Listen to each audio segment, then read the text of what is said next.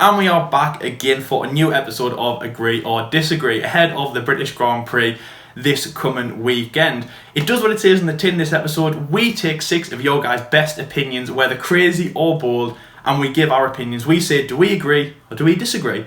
We expect and we don't expect you guys to agree with us. We expect you to give your opinions as well, and of course, leave in the comment section below what you think. We agree because, we disagree because that's how we want this to go. And again, you guys have delivered with some incredible opinions, and we are going to jump in with the first opinion ahead of obviously the race at Silverstone. We won't be attending, obviously. Just firstly, anyone that is going to attend, it is a bit of a shame, kick off the British Grand Prix week with no, yes, we are going to Silverstone. That's not happening. Me and John were going to attend. That is not happening. But nevertheless, it's going to be on TV. A double header at Silverstone as well. The British Grand Prix and the 70th year anniversary Grand Prix. Start the week and the first opinion. Jordan, what is our first opinion from our fans on this episode of Agree or Disagree? Well, the first one comes in from a rather interesting account. I've seen this account a lot on Twitter, and it's a lot of fun. It is, has Sebastian Vettel scored points this weekend? Amazing name. Amazing name. And the question is, and the answer is no, he hasn't, because there is no race this weekend, unfortunately. Well, last weekend anyway, but as we're recording this. But next weekend, can he score points? Let's hope he can. He says, he comes in with a really good one actually. He says, Lando has proved you wrong. As seen in the first races of this season, he's got what it takes to become a great driver. Now, in case you're wondering what does he mean by Lando's proved you wrong, he reacted to one of our videos on Twitch the other week. It was a really weird experience watching Lando Norris, watching us two plebs. It was it was quite surreal, and thank you very much, Lando, for taking his time out to watch us. We got a mixed response, a couple of good ones, comments, a couple of bad comments. I just want to address something first, because we don't hate Lando in any way. We weren't intentionally going all out for Lando. It was literally a question of asking what a lot of people was asking, really, because people were saying, is he world champion or is he just this funny guy or whatever? And we weren't dissing Lando in any way. We don't hate Lando. We love the guy to bits, as we do with every other Formula 1 driver. So you're basically saying he's proved us wrong, and he has got what it takes to become a really good driver. And I'm going to kick things off, and I'm going to say agree to that. I'm also going to say agree. Yeah, I think it's pretty straightforward. Lando Norris has had a really good start of the season. He's had a fastest lap. He's had a podium. He's doing very, very well for himself. I think McLaren sit on 41 points at time of recording, heading into the British Grand Prix, which is like 35 better to what they were at this point last season on, 6-7 points, I think it might have been. So a really good start from the team, and of course as well from Lando Norris. Finished in P11 last season, which was not a bad job on his debut season. But there were a lot of question marks about his real ability. Is he just, like I said, is he just this future world champion where he's tipped to do really good things? Or is he just this guy who's just having a bit of fun, he's not taking the sport seriously? And yeah, people didn't really like his kind of style coming across to people on Twitch, social media, and even in the media itself at the racetracks. Lando Norris is a brilliant driver. He really, really is. I think in that episode we were referring to at the start, we said that he's got potential to become world champion if he's got the right car, and he does. And as well, he has got the ability to become a really great driver. He's got a long way to go yet. He's still got time to develop with McLaren, and this season is going to be a really key season in that. He needs to better his 11th place finish, definitely, to show people that he is there for. He has got potential. He is going to do well in the sport, which I believe he will. And he's at the right team at McLaren. He's got Ricciardo next season. They've got the Mercedes engines. You know all this. So he's got a really good base at the moment. And if he can keep up individual performances, he's got the right team around him. If Lando can keep delivering, keep getting the points, and like he's supposed to do, then I'm pretty sure he's got what it takes to go even higher, get podiums, definitely get more podiums, get race wins on a regular basis, maybe challenge for a world championship or two. It's going to be really, really exciting, but definitely Lando has got what it takes to do well this season. And as well, just beforehand, we recorded that video before Austria, so we didn't know what was going to be said. All right, we didn't know what was going to happen. We didn't know if McLaren were going to be good or were they going to be bad. So I just want to address that as well. Lyle, you also said agree with this. Yeah, we're not Lando Norris haters, are we? Are we? No, well, I wouldn't like to think so. I mean, you know, you're a big McLaren fan. No, of course we love Lando. We like Lando. I mean, I don't want to say, you know, we're not just agreeing to kind of keep the peace or anything like that. Again, you guys have your opinions as well. But obviously, as John said there, you know, we made that before Austria, and you know, we don't hate Lando. We don't, but we are a debater at the end of the day. Yeah, I mean, of course, we didn't expect anything to happen. What did happen at the start of the season? You know, McLaren back-to-back podiums, back-to-back fastest laps. Great start by Lando as well. You know, he really deserved that podium that he got. Youngest British pole sitter in Formula One history. It was really, really incredible. And of course, he's incredibly humble. You know, he ran up to his old team, you know, spraying, kind of like nerd to the social distancing rules, you know, spraying his team. Firstly, right, we've had 3 rounds of F1. We've had 3 incredibly weird podiums. Austria was like social distances on the start finish straight. The second one had that weird robot, and the third one was like back to normal. I feel like the British Grand Prix in the 5th round, the 70th anniversary, will just be like a normal podium. That is my prediction. Anyways, yeah, and obviously just very humble, obviously very happy on the radio, things like that. We all expected him to be. Yeah, I mean, there's not really much to say about that, Jordan. Obviously, you know, in terms of when he did watch us Twitch, he kind of understood a little bit where we were coming from. We were just giving our debate before Austria had happened. Nobody really thought about it. But we did give that our reason as well. And, you know, also we're not just referring back to that episode. It wasn't a tragedy on our part. We give our opinions. And I think we did say that he would have a good season. He would be a challenge for Carlos, and he will be good for next year. As I say, not much to say on that. I just, you know, Lando is a good driver. And yes, exactly as Sebastian Vettel, the man guy, said, he has proved us wrong in that way. And obviously, thank you very much, Lando, for watching the episode. And anyone who has followed us over from his Twitch stream. Anyways, moving on to the second opinion today that comes in from Uzair Saeed, again a man who has been on our channel before. I think he's had a comment in every single episode, so you know, good on you, man. Right, he comes in with again a, you know, really, really good controversial one. Maybe this guy will watch us on Twitch next, because he does have Twitch, so there's a clue. He's a young guy, and his comment is: Max Verstappen won't win as much in his career as most expect. He seems committed to a Red Bull team which looked to be permanently stuck in 2nd or 3rd place best team. I'd be surprised if they got close to Schumacher and Hamilton's records. Max, 10-time world champion, that's what people think. To that, I'm going to say, do you know what, I'm going to say agree. I'm going to say disagree. Now, Max obviously will win a lot. Of course he will. He'll win races, he'll win championships. But I agree, a lot of people have their heads in the clouds about Max, 10-time world champion, 100 wins, no he won't. You've just seen the F1 debate show on Saturday. Lewis Hamilton is tantalisingly close to 91. He is going to extend that, and is most certainly going to get to 100 victories. To me, Max, last year, that was kind of, everyone thought he was going to go to Ferrari, Mercedes. He was sick of Red Bull. 2 years, 3 years, I think it was at the team. He was sick of them. He wanted to go to Ferrari or Mercedes to win 20, 30, 50, a million world championships, because he just was so much better than Red Bull. I loved that moment in November when he signed with the team until 2022. Just kind of went to not the haters, but the people that were saying he's not good at Red Bull, he's not going to do anything at Red Bull. Like, this is what I can do. I love Red Bull, they're my team. Max is obviously my driver as long as he stays at Red Bull, so I do have faith in him. And he is committed to Red Bull, I completely agree with that. And I love that as well, he is committed to the team. I can see him being at this team for a long time, like Charles Leclerc. Keep Charles in the back of your mind, because he'll come up soon. And he will win with Red Bull, and I do think that's going to be Max's prevalent team.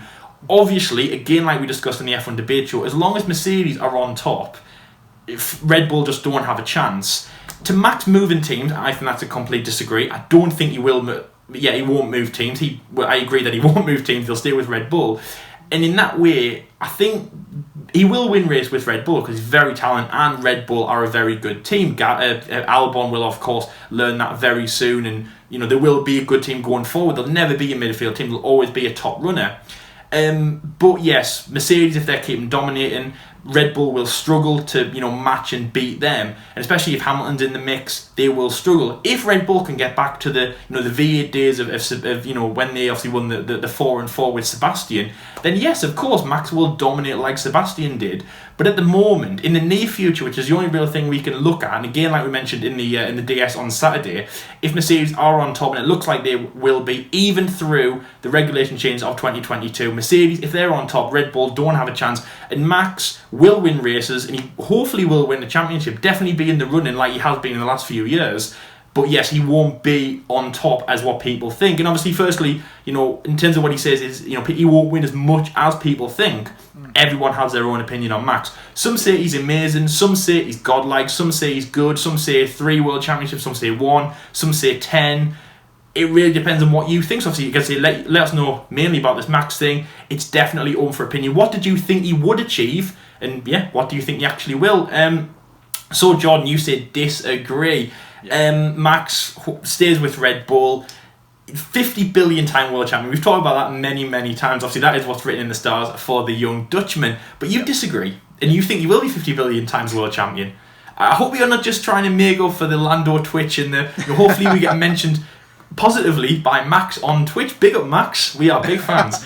If Max is watching this, sorry, mate. How you doing? So yes, you disagree, John. Tell us why. Well, firstly, I don't think Max will win 50 billion titles if you or anybody else thinks that. Well, the reason why I say this, why I'm disagreeing, is because if I said to you in 2012 after Singapore, Lewis Hamilton will be on the cusp of beating Michael Schumacher's record, you would laugh in my face. He's at McLaren. He's had a torrid time. He's won the championship in 2008, won championship in 6 years.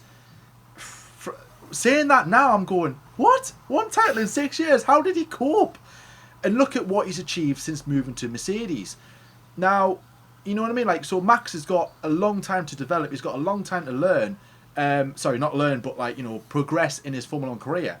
And he's going to have a long F1 career, definitely. I believe he'll hold the record. I know this for definite. If he does stick around, he will have the record for the most Grand Prix appeared in.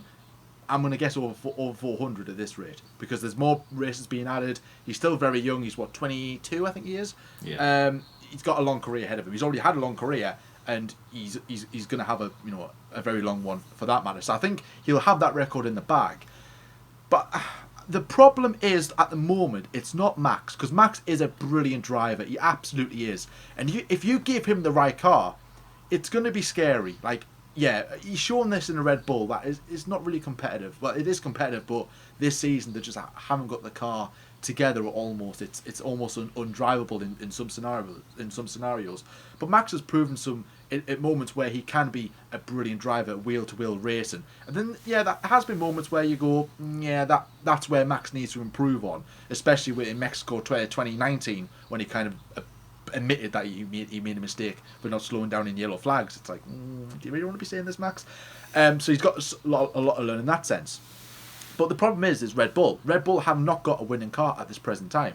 They're not going to win this year, which basically means they're not going to win next year.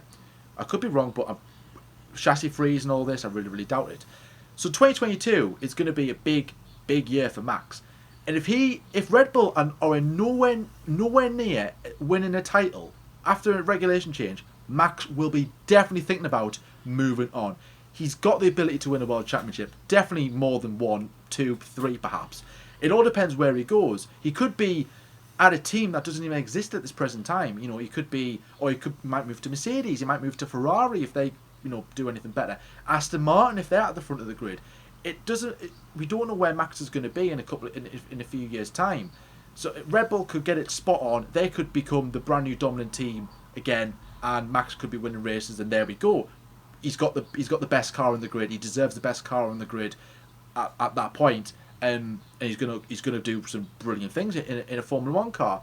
But if he hasn't got the right car at his disposal, then he's going to go, well, I need to be somewhere that has given me the right car, that I believe will give me the right car. Like what Lewis did, because Lewis didn't have any more trust in McLaren. It was like, I'm sick of the DNFs, the unreliability, the pit stops, everything. It's like, I'm not going to win a championship with this team. And look at what he's done since.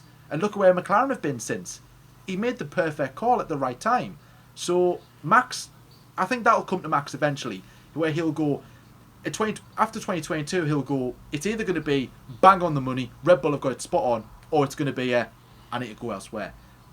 it all depends, but I think it's a bit too early to say whether he will or won't, because like I said, we don't know where he's going to be. If he stays with Red Bull and at this level, then no, he won't win as much. But we don't know what the future holds, so for that reason alone, I'm going to disagree. So let's move on to the third opinion of this episode, and it comes in from Jake _M06, who is taking part in our prediction league. I recognise his name, so yeah, you're not doing too bad this season, my friend. He says Stroll doesn't deserve all the hate and has the potential to be better than Perez, with a little shock emoji next to it for good measure as well. Like, oh god, this is going to go down well. I'm going to say agree with that one. I'm also going to say agree. Basically, yeah, Lance Stroll, he's obviously one of those very controversial drivers, isn't he? Where people are saying he's got the speed, he's had a good rookie career, and others are saying, well, he's a paid driver, his dad owns the team, and he doesn't deserve to be there as well. And ultimately, there's been a lot of kerfuffle with the whole Vettel, Perez, Stroll situation. Who's going to be going where?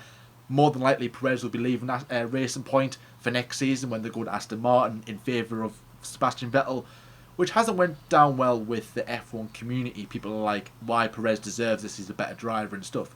But I've said this as well. And I've said this in previous episodes. If Stroll is on par with Perez, he beats Perez fair and square, no team orders, no nothing, whatever, no unreliability from Sergio Perez's side. If he beats him fair and square, he deserves to stay there. He does. He's earned the right, like he would in any other team. But also at the same time as well, like, yeah, he doesn't deserve this hate because he's put in some good performances already this season. And in Hungary, he outqualified Perez and he beat Perez in the race. So he can do it. He absolutely can. So I don't think he deserves all this hate. No way. He's a better driver than what people say he is. Absolutely.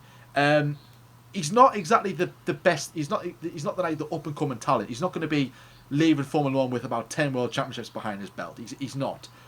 But I believe he's got the ability to at least win a couple of races. Like, be that driver that went, oh yeah, Lance Stroll, I remember him. He had a bit of a shitty start, but he turned out to be a decent driver. And if he beats Perez this season, then why should he stay around? Sorry, why should he leave? He's earned his right, and now it's just down to, okay, like, who do we go for? And if he does beat Perez, that's going to be a difficult one to stand with, because it's like, well, Stroll's done well, but Perez is a really good driver, well experienced driver. He's been there since 2014, and he brings money. What do you do? But if Stroll is far off the pace of Perez and he's nowhere near, then he doesn't deserve to be there, in my opinion. Has he got the potential to be better than Perez? Yeah, absolutely. And I say this because he's got time to develop, which I think someone said in our comment section as well. He's got time to develop. He's only 21, I think he is, 21, 22.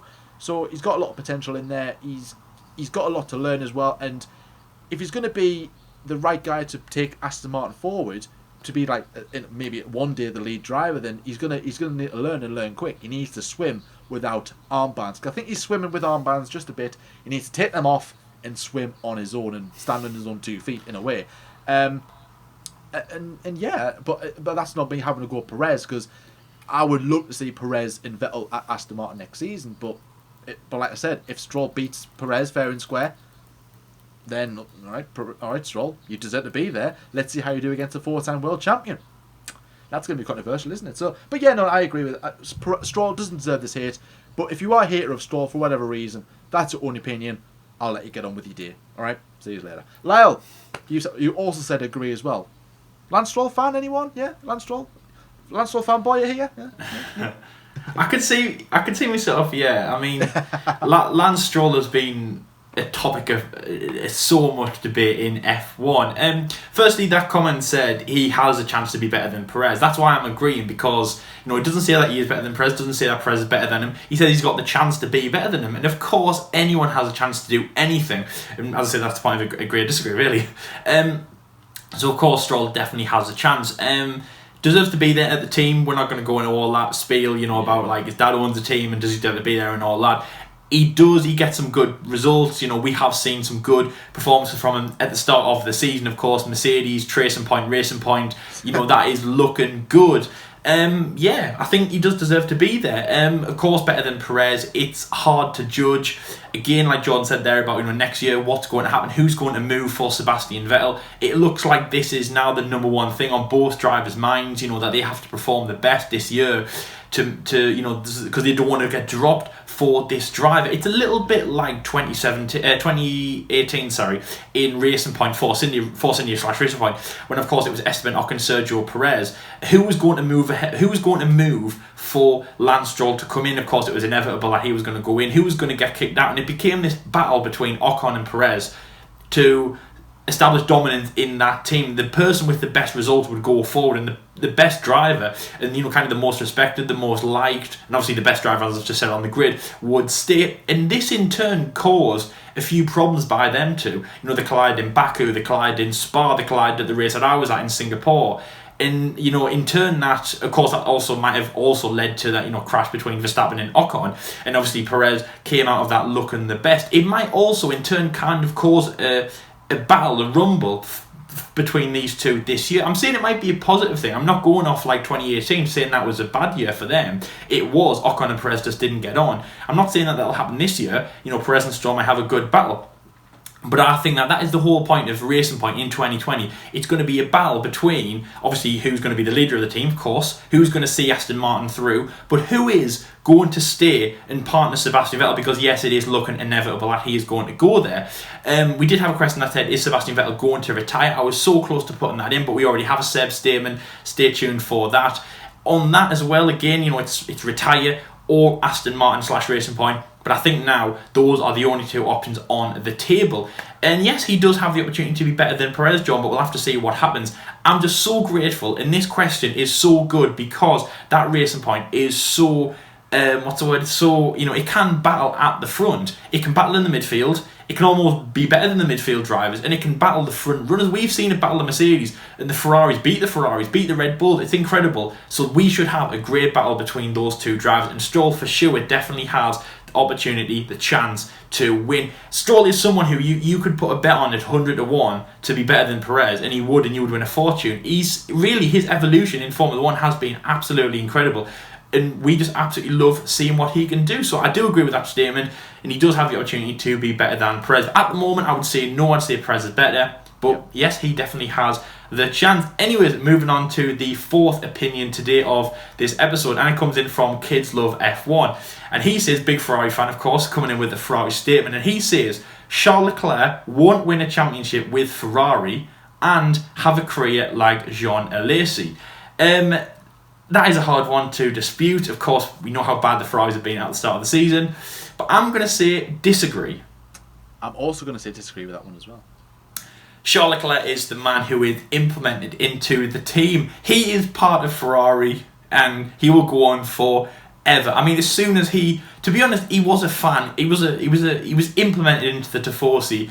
Even in Bahrain, when he lost the win, but when he won in the eve of what happened to his friend in Belgium, and then winning in front of the Tifosi, you knew Charles Leclerc was going to be like, he's Italy's next son. They say Rocky's Philadelphia's son.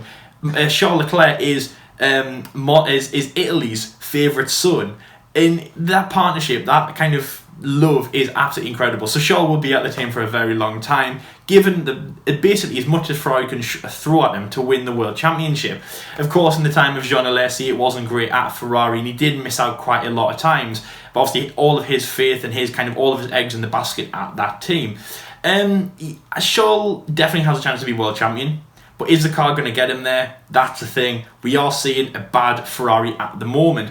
Austria was an incredible drive from Charles Leclerc, P2 for that. That was really, really impressive. And he is beating his teammate. He's beating Sebastian Vettel, who I know that Seb might be kind of on the down, going downhill. But Charles is so strong at the moment. Definitely, if he's given the tools, he definitely will win the World Championship. But if we're going off a 2020 Ferrari, it's going to be incredibly, incredibly, incredibly hard.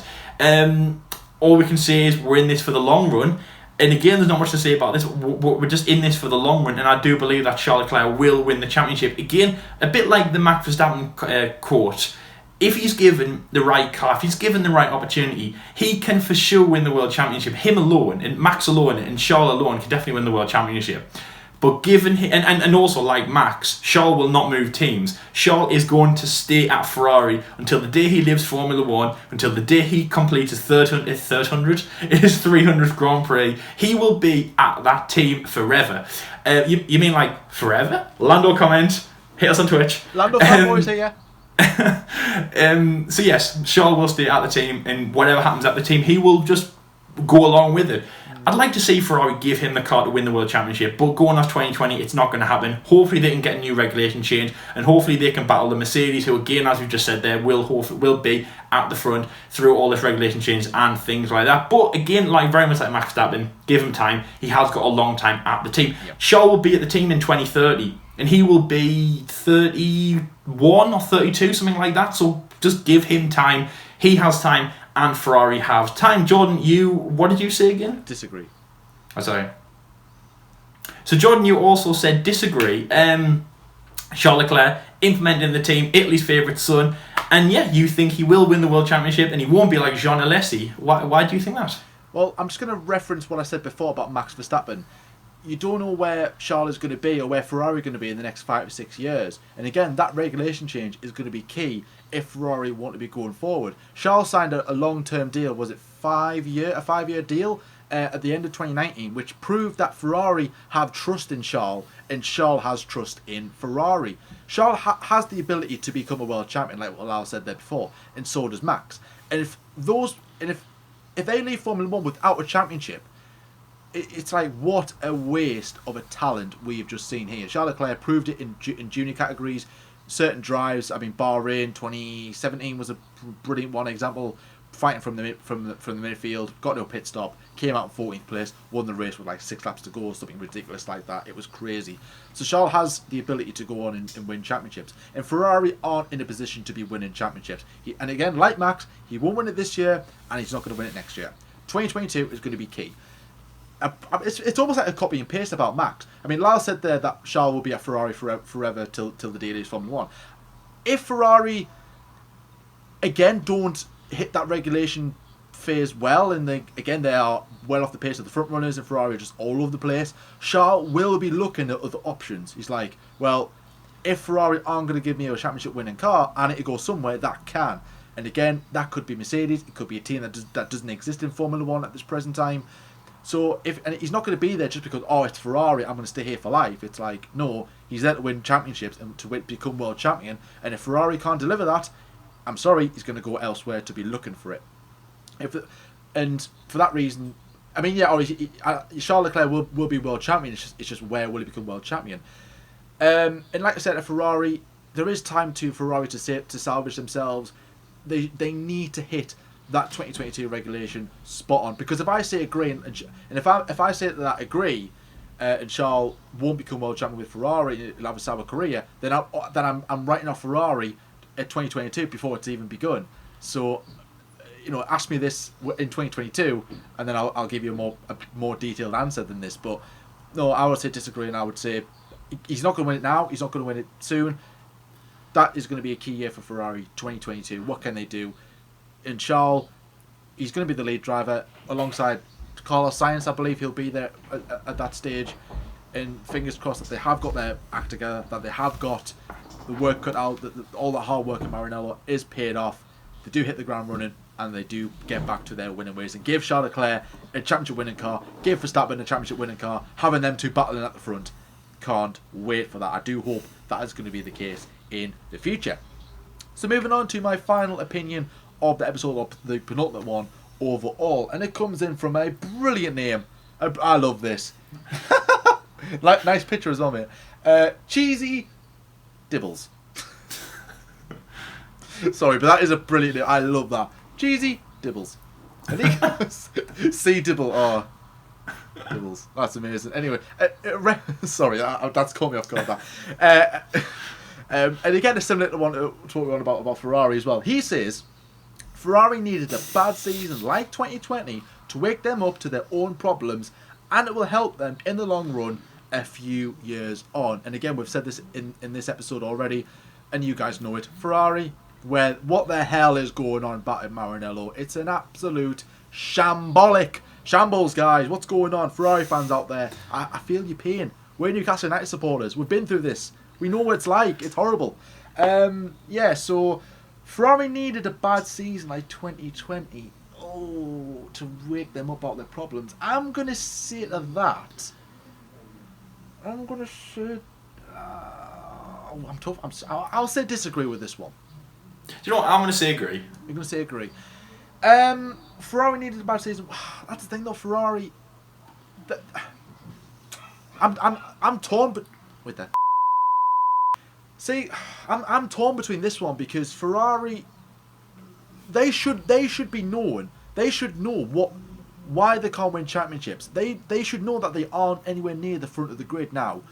Last season was a bit of a weird one. They had the most powerful engine, a legal power engine apparently, and they didn't do anything with that. They only won 3 races all season, which is bad. Charles Leclerc did well on one lap pace. He got 7 pole positions, which proved the car had pace, but race pace it was terrible. It was all right. But 2017, 2018, you look at that car. That car could have been a championship winning car, but it wasn't.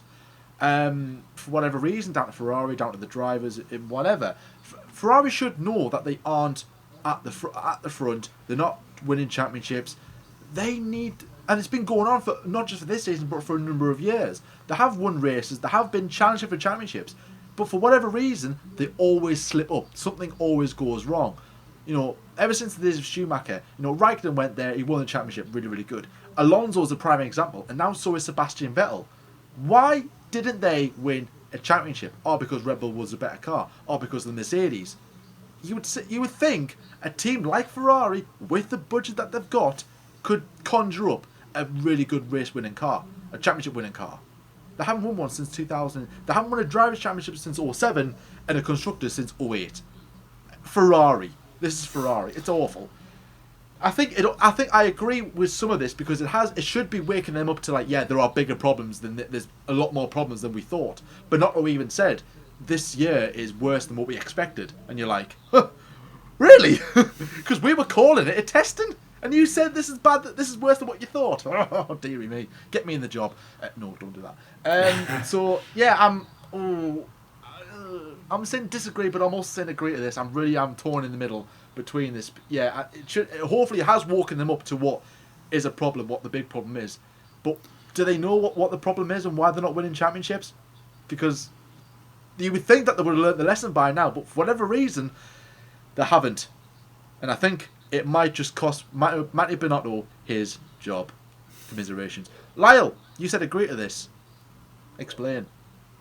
Well, the first thing is, I don't kind of like how he said they needed a bad season like 2020 because we're only 3 races in. We're heading into round 4. It sounds like he already knows he's got a crystal ball. As Sebastian Vettel said, I've got balls, but none of them are crystal. So no one knows how bad 2020 is going to be for Ferrari. Hopefully it can be better, but you know what? I think Cheesy Dibbles has got a crystal ball because it is looking like Sebastian and Anshaw. I didn't mean to say Sebastian. I just meant to say Ferrari. I didn't mean to say Sebastian. Don't get me a twitch.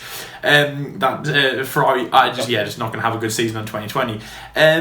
Hopefully it will do because over the winter, especially heading into this weird season, it feels like the teams have made all the change for winter testing. We saw the big change in Catalonia back in February. Yeah. But then we headed into Australia, and then ever since then, the teams have still been changing things on the car. They've been forever changing things. I know, obviously, little things like sponsors and decals and liveries, things like that. But they've also been changing a lot more internally inside the car, changing for more of a faster, dynamic season. We've just had 3 races off the bounds. We're about to have another 3 races off the bounds. Adapting to that. It feels like Ferrari have just kind of put the car in cruise control from early 2020 and 2019 and 2018 and 2017, and they're not learning from them. They really are not. I hope it does kind of wake them up a little bit. First, car performance, so things like almost the first lap of Sebastian Vettel in 2020 in Austria. Sorry, he span on coming out of the Lauda curve.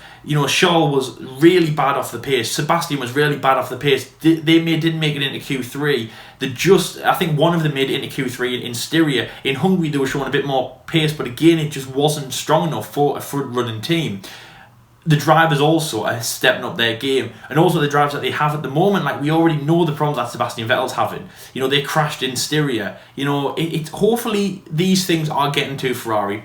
And the thing that we've always said about the team is that they are old school. They do it by the book. The book was written 50 years ago by Enzo Ferrari, and basically is never changed. They have to go, like, they can't think on the feet. It's almost like they've got to read from the book. They've got to read from the old manual.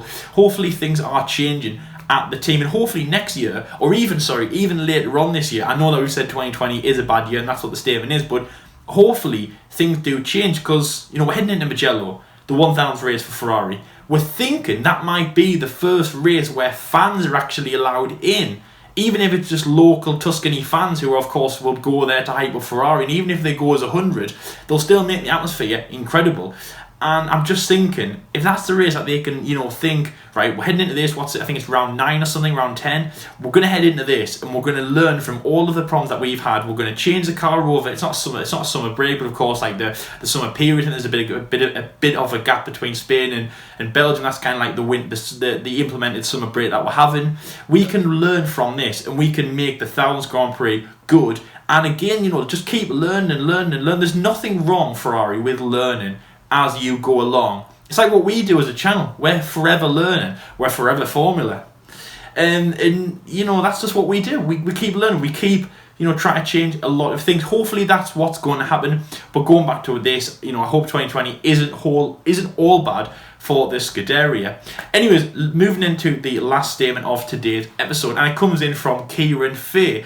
Now, this is the title of the episode. It's not like a Max or Charles kind of like that's it, you know, kind of clickbaity kind of title, but it's one where you will think, it's quite a deep one, and you'll think, I get that. I really, really do. So it's incredible from you as well, watching Kieran, if you're watching this. Incredible statement from you. It really got me. I think as soon as you posted it, I was like, that's it. And he says, Sebastian Vettel is the most disrespected guy in Formula 1. And to that, I mean, again, you can drive it down between, you know, the team, the drivers, the fans, but to that, I'm going to say, agree. I'm going to say agree to that one as well. Yeah. Now, again, as I say, you know, incredible statement from you, Kieran. Yeah, I mean, Sebastian Vettel, the man who's won 4 world championships, and the man who went to Ferrari, and he's having a hard time of it. The car hasn't all been there. Yes, of course, there's been problems that he's done. 2018 Germany was, of course, a big one and things like that. And if Jordan just said there, 2018, the Ferrari 2018 car was actually pretty decent. But he's never had the car. He's never had the amazing opportunity. And again, it goes back to the original statement, Ferrari do by the book, when Mercedes will be able to adapt to different situations, you know, more like, well, I tell you what, we'll give Bottas this chance, we'll give Lewis this chance, we'll do this, we'll do that. And obviously Mercedes always get it right. And they are the opposite of Mercedes. They do things by the book. Sebastian, you will not... It's almost like Sebastian can only go inside the box. That's the best way to describe it. Sebastian can only go inside the box. And he hasn't won world championships at Ferrari. And he's struggled. And he's done things like spinning and all that, which, you know, I know we all find is funny, but there's probably more to it than that. There's probably more to it than he's just lost his edge. He's lost his drive. He's the 4-time world champion at the end of the day. And I think when we compare him to things like L.Hamilton, who is going, you know, on 86 wins, probably 87 at the weekend, going for 91, we'll hopefully beat 91, we'll get to 100, we'll match 7, we'll beat 7, and then of course Max Verstappen, who again hasn't got anything on paper to show he's better than Sebastian, apart from other than his youngest race win of all time, but he hasn't got anything on paper, he's just, you know, back to be better, as is of course Charles Leclerc, his teammate. And again, last year Charles Leclerc was better than Sebastian. I think the public's perception and our perception is that yes, that Sebastian is not as good, and I think that is kind of disrespectful to him, because again, he is a 4-time world champion. And I remember actually on our side, we made a video a few weeks ago and we said, let's take out the 4-time world champion part of it. Again, you know, like thinking about that might have been a little bit disrespectful to him, because that was his moment of glory. Well, it's 4 years of glory, that's a long time. And he did so much for Red Bull, and he did so much, and he was one of the best drivers in the world, and obviously one of the best drivers in Formula 1 history. I think from a fan's perspective, it can, you know, sometimes you can throw a little bit disrespect to Sebastian. And again, now, you know, calling for him to retire straight away, he isn't ready for a new fight, things like that. I think the team have disrespected him as well. I think Ferrari aren't showing him the justice that he needs. they're pinning a lot of problems on Sebastian. They don't want to pin problems on Charles because he is the life of the team, and of course they're not going to blame Ferrari because it's the Prancing Horse is their livelihood. They're heading into the 1000th Grand Prix. If anything goes wrong in Mugello, for example, it will be Sebastian's fault. I know it sounds trivial to say, but even if something happens on Charles' car, I'm sure it will find its way back to being blamed on Sebastian. And that's why I do think he is a little bit disrespected. I think in this way of calling for him to retire straight away. I know we've said it, of course, but calling for him to retire straight away, having a laugh at his spins and things like that. For example, what happened in Steinmark as well, of course, when Charles crashed into Seb. Again, you would still blame Seb for that. You'd be like, oh, Sebastian crashed with his teammate, even though it wasn't Seb's fault. It's like me going out and, tripping Jordan in the street and then still blaming Jordan for tripping over my massive feet. It's not his fault. I do it on a regular occasion, and I do have massive feet. But it's not his fault. He just tripped on my feet. But you would still say to him, well, you shouldn't have tripped on his feet, then you should have been watching where you're going. It's a little bit like that, I feel like. Good analogy. And Sebastian doesn't deserve some of the hate that he gets. Not some of the hate, but some of the disrespect, some of the blows, some of the salt that gets thrown in his way. Because he is a very good driver, and hopefully he will be sticking around for a little bit. Of course, I will probably change my mind later on. I do have my views on Sebastian. I think he is going to retire. But, I still think that he had a really good career. He was one of my favourite drivers at Red Bull Racing. Of course, the man who got me in, him and Mark Webber were the first two drivers that got me into my team. So I think he was an incredible driver then. And my reputation of him has never gone down because of what he's done at Ferrari. I think sometimes it was bad, but the reputation has not changed for me on the German driver when he's been at Ferrari struggling. It's just sometimes, yes, from the team and from the fans and the perspective of him, sometimes we can look at him, I think, in a little bit of a disrespectful manner, because he is obviously a very good driver. And yeah, I think he has had an incredible career, one of the best of all time, Jordan. So what did you say again? I said agree as well. So Jordan, you said agree as well. One of the best drivers of all time. Well, yeah, one of the best drivers. Obviously, great Red Bull and Ferrari career. It hasn't worked out for him too well, but yeah, you agree as well. What do you think about the four-time world champion from Germany? Well, when a four-time world champion like Sebastian Vettel becomes a meme, becomes a laughingstock, it speaks volumes, in my opinion, because we've seen the Vettel at Red Bull, the unstoppable Vettel at Red Bull. And the younger fans who are just coming into the sport, all they see is the Vettel spins and making fun of Sebastian Vettel and saying he's not a good driver anymore. It's like, I agree to some of this. Like what you referenced it there before, Lyle, about saying that take away the four championships in the Aston Martin situation, which I still stand by with, because Vettel isn't the driver he once was, and it's evident to see this, because it's not like he's had one season of just he's had bad luck, couple of spins, couple of crashes, and the following season he's recovered. It's like, no, this is a repetitive thing, and it's not going away. What's that down to? Is it down to Vettel? Is it down to Ferrari? Can he not cope with the pressure anymore? Like, what's going on? And Vettel, like I said, he's become a laughingstock, and I'm sitting there going, like, I was bored of the Vettel dominance back in the day. I was like, oh, Vettel again, oh, blah, blah. I was bored. I didn't like him because of that reason, and I was a bit of a noob back then. But I think a lot of people were as well. But when you look back and watch the season again, 2013, 2012, and even 2011, 2010 to some degree, you look at it and go, wow, what a drive, what a performance.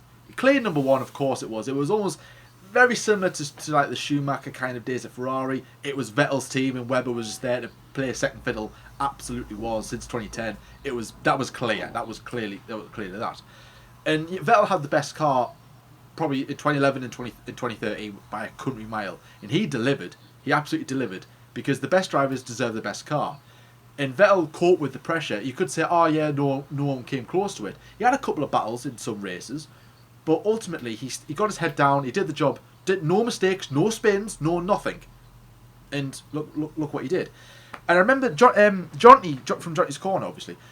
He said that he said this to me at Autosport, and it's stuck with us since. He said, when Vettel is the guy that is he's chasing the guy for that position, there's nobody better than Vettel chasing someone down to get that position, whether when something's on the line for him. But when he's being chased down by somebody, when he's in the lead and someone's chasing him down, he buckles under the pressure, and he's done. And this is evidence even in his Red Bull days. You look at Canada 2011, he was winning. He was in the front from what, the majority of that race, I would say all of it, in my opinion. And at the very last lap, Button chasing him down, he makes a little mistake onto the wet stuff, and off he goes, and he's lost the race win. Luckily, Vettel had already did a brilliant enough job that, you know, he was never going to be caught in that year, but that showed that there was pressure still there, that Vettel did buckle under the pressure. And now it's become even more apparent at Ferrari, because when it came to the crunch, Vettel made silly mistakes, and Germany 2018 was a big one. And I'm not a Vettel fan, but like, I like Vettel, but I'm not like a big passionate fan about him. And that still hurts me looking at it going, what could have been? What could have been from Sebastian Vettel then? Oh, that was a crucial moment. And like, yeah, people laugh at him at that, but I'm like, no, have respect on his name. Have respect on what Vettel did. Look at it. He's a 4-time world champion. That's not going to go away from him. Doesn't matter where he is on the grid, at the front, at the back, when he retires, if he's never the same since. Other sportsmen across the years, over even in football as well, where you go, oh, this guy's rubbish. You should have seen him back in the day. He was amazing. And that's the same with Sebastian Vettel. Have a bit of respect on his name, and, you know, just respect what he did back in the day, because deep down, there is still that Sebastian Vettel inside. And I said this in the Aston Martin Vettel Aston Martin video. I want to see Vettel in a different car, in a car where maybe there is no pressure, where he's just sitting in the midfield, chilling in the midfield. I believe we will see the best of Sebastian Vettel, or even put him in a Mercedes. I want to see how he does, because if he is still spinning and not doing as well, then yeah, maybe he has lost his ability. But if there is no pressure, then maybe we could see a different side of Sebastian Vettel. So yeah, I think, yeah, put a bit of respect onto his name. Yeah, tell you what, lad, that was really good. Agree, disagree this week. It's good to be back. British Grand Prix this weekend. We're not going. Sad face. But hey, we're going next year, so we can't wait for that. Yeah, I've really enjoyed this agree, disagree, Lyle. Have you? Oh, definitely. Just before we go, we just had one more statement from Jack Chambers, and he said, "Pickled onion Monster Munch are top tier crisps." Now, Jordan, what do you think? Do you agree? Do you disagree? What do you think about it? I would say they are. Yeah, they are lovely. They are. I mean, like, they are. In terms of Monster Munch, I think so. The three main ones, you've got roast beef, you've got the flaming hots, the pickled onions. I would say they were ahead of roast beef. I don't think they're ahead of flaming hot. I'm just a hot guy. I mean, you know. Comments. Floating. You've killed the F1 debate show, Lyle. Flaming hot. I love flaming hot things. I love hot things. I love spicy things, and that's what I expect the comment section to be: spicy. So let us know what you think about all these comments. What did you agree? Do you disagree? And of course, please tell us why. You can say agree, disagree if you want, but as I say, tell us why. Then we'll know, and we can have a great discussion in the comment section below. That is the end of the episode. Thank you very much for watching. If you have liked this episode and you are new, please like and subscribe. We hope that you enjoy our content going through the rest of the 2020 season, ahead of the British Grand Prix this weekend. Round 4, it is going to be absolutely incredible. We have our preview coming out in the next few days. F1 24/7 News, our new edition of the F1 Debate Show on Saturday, and then the live reaction of the British Grand Prix on Sunday, done by me for the first time this season. As I say, we hope you enjoy this video. Let us know in the comment section below everything that we've said as well. If you are new from Lando's stream, then obviously we hope that you can stick around and enjoy our debate. And yes, stay safe, watch what you do. We hope that you enjoy the British Grand Prix and the rest of the 2020 season. Thank you very much for watching this episode, and until next time, guys, we'll see you later. See you later, guys.